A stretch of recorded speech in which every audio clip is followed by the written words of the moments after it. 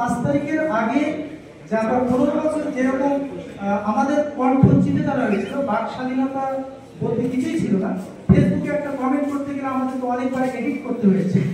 তো ঠিক একইভাবে 5 তারিখের পরেও কিন্তু অনেক কিছু হচ্ছে, এ কথাগুলি এসেছে সারা দেশের ন্যায়। ফুলবাড়িতেও কিন্তু চাঁদাবাজি, অনিয়ম, অত্যাচার, জুলুম এগুলো কিন্তু অহরহ হচ্ছে, এখন পর্যন্ত হচ্ছে। আমি আপনার উপস্থিতিতে একটি ঘটনা, দুটি ঘটনা ঘটেছে।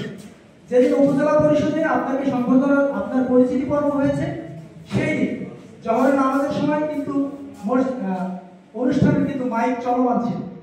মসজিদে নামাজ হয়েছে, মাইক চলমান ছিল, আসরের নামাজও তাই হয়েছে। এই বিষয়টাকে কেন্দ্র করে ফুলবাড়ির একটি ছেলে একটি কমেন্ট করেছে। এই কমেন্ট করার প্রেক্ষিতে তাদেরকে রাতের বেলায় ধরে নিয়ে গিয়ে শারীরিকভাবে নির্যাতন করা হয়েছে।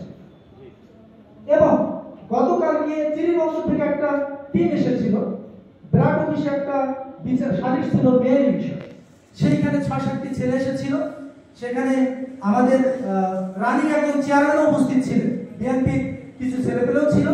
তারা সেই 6-7 জন ব্যক্তিকে তুলে নিয়ে এসেছে। তুলে নিয়ে আসার পর অনেক রাত পর্যন্ত এদিক ওদিক করেছে। পরিশেষে আমার শোনা কথায় এই টাকার অঙ্কটা যে 20,000 টাকা নিয়ে তাদেরকে পরে তাদের এলাকা পর্যন্ত তাদেরকে রেখে দিয়ে আসা হয়েছে। আসলে 5 তারিখের পরে আমরা যেটা জানি যে সারা দেশে একমাত্র বিএনপি হচ্ছে একটি সর্ববৃহৎ রাজনৈতিক দল। যদি নির্বাচন হয় বিএনপি ক্ষমতা আসবে, এটা সন্দেহাতীতভাবে আমরা সবাই জানি। তাহলে যে পরিস্থিতিটা সৃষ্টি হচ্ছে সারা দেশের নয় ফুলবাড়িতেও, আমরা তাহলে কি মেসেজ দিচ্ছি সাধারণ জনগণকে? আমরা কি আওয়ামী লীগের মতোই কি আবার ভোট করে ক্ষমতায় যাব, নাকি জনগণের ভোটে আমরা ক্ষমতায় যাব? যদি জনগণের ভোটে ক্ষমতায় যায়, তাহলে এই যে অনাকাঙ্ক্ষিত ঘটনাগুলি ঘটছে, এই ঘটনাগুলি কারা ঘটাচ্ছে? এটি কি অন্তর্বর্তী সরকারের কোনো ইন্ধন আছে যে বিএনপিকে একটি বেকায়দায় ফেলার জন্য, নাকি বিএনপি নামধারী কিছু নেতাকর্মী আছে যারা এই সুযোগের সদ্ব্যবহার করছে? এই বিষয়টি নিয়ে আসলে দলীয় হাইকমান্ডে, আপনি যেহেতু একেবারেই হাইকমান্ড যে সারা বাংলাদেশে বিএনপি রাজনীতিকে কন্ট্রোল করতেছে, তার সাথে আপনার সহচর্য, সেখানেই আপনি অবস্থান করছেন, তাহলে সেই চিন্তাটা কি, সেই প্ল্যানটা কি, আসলে এটা কিভাবে হবে? আমরা অনেকে বলেছি, আমি শুরুতেই একটি কথা বলেছি যে বাক স্বাধীনতা এবং মুক্ত সাংবাদিকতা এটি কিন্তু নেই। 5 তারিখের আগেও ছিল না, এখনো নেই। আমরা কিন্তু মন খুলে কিন্তু লিখতে পারছি না। গত পরশু দিনের যে ঘটনা, সেটা যদি আমি পত্রিকায় লিখতাম তাহলে কিন্তু বড় ধরনের একটা ম্যাসাকার অবস্থা হয়ে যেত। তাহলে আমরা সেই সুযোগটা এখনো পাচ্ছি না। তাহলে সাংবাদিকতা, এই মুক্ত সাংবাদিকতা কোথায় গেল? এই বিষয়, এই 2-1টি প্রশ্নই, বেশি নয়। আর সরি, আমি আমার পরিচয়টা দিতে ভুলে গেছি প্রথমে। আমি মোহাম্মদ আসগার আলী, আমি দৈনিক দেশ রূপান্তরে কাজ করি, আর ফুলবাড়ি রিপোর্টার্স ইউনিটির আমি সেক্রেটারি। ধন্যবাদ। আপনাকে আমি প্রথমেই বলি, দুটো ইনসিডেন্টের কথা বলেছেন, এ বিষয়ে আমার কোনো নলেজ নাই। তো এর জন্য আপনার কাছ থেকে শোনার পরে আমি দুঃখিত। দুটো ইনসিডেন্ট যেটা বলেছেন আমি কিছুই জানি না এই বিষয়ে, বাট আমি দুঃখিত। বাট আরেকটা কথা আপনি যেটা ইম্পর্টেন্ট বলেছেন, যে অলরেডি এই বিভিন্ন বিষয়ে যে আপনি যে বিষয়গুলো উল্লেখ করেছেন, হাইকমান্ড অলরেডি এর ইনিশিয়েটিভ নিয়েছে। যেমন অলরেডি মোর দেন 1000 বিএনপি নেতাদেরকে, আমি কর্মীও বলবো না, বিভিন্ন পজিশনে আছেন, ওনাদেরকে বহিষ্কার করেছেন। বিভিন্ন কমিটি ভেঙে দেওয়া হয়েছে। রিসেন্টলি জনাব তারেক রহমান, আমাদের একটি চেয়ারপারসন, ক্লিয়ারলি বলেছেন, বিএনপির নামে যদি কেউ অরাজকতা করে, বিএনপির নামে যদি কেউ এমন কোনো কিছু করে যেটা জনগণ পছন্দ করে, তাকে পুলিশে ধরিয়ে দিন।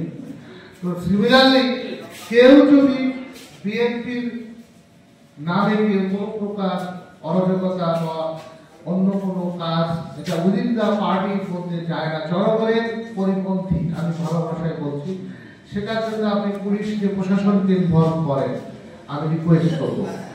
আরেকটা কথা, যদি আপনি যেহেতু এগ্রি, অনেককে আমি জিজ্ঞাসা করছি বিভিন্ন বিষয়ে, আপনাদের কাছে যদি এই এভিডেন্স থাকে, আমার নাম্বার অনেকের কাছে আছে, আমাকে দেন, যদি উইথ এভিডেন্স, আমি এগুলো বলতে পারি উইথ এভিডেন্স, কিন্তু কোনো হেয়ারসে না, বলতে থার্ড পার্টির কোনো কথা না, আপনারা কোনো প্রকার যদি উইথ এভিডেন্স থাকে সেই জিনিসটা আমাকে দেন, আমি যতখানি পারা যায়।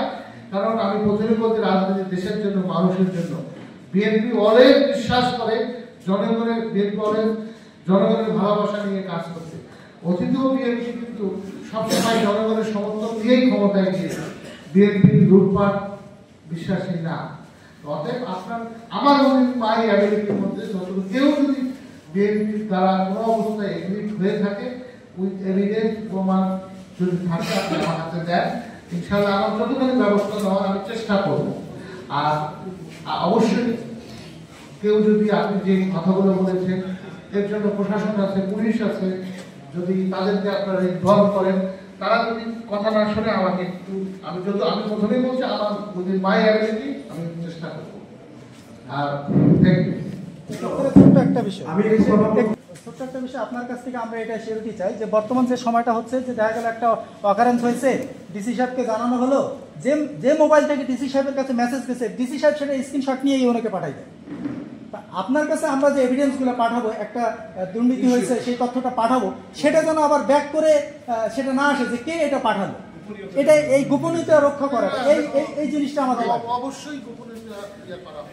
জি অবশ্যই এটা তো কনফিডেন্সিয়াল, বাট এটাকে আবার কিছু করার আগে অবশ্যই এটা তো অথেন্টিসিটিও যাচাই করতে হবে। অবশ্যই অবশ্যই অথেন্টিসিটি ছাড়া তো আপনি কাকেও কিছু করতে না, পারবেন তা তো অবশ্যই। কারণ আমি অন্তত পক্ষে করব না। ঠিক আছে, বুঝতে পারছেন? জি।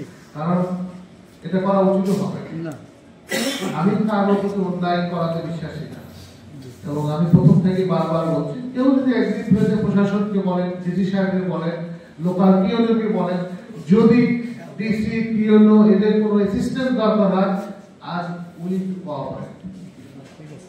Thank you.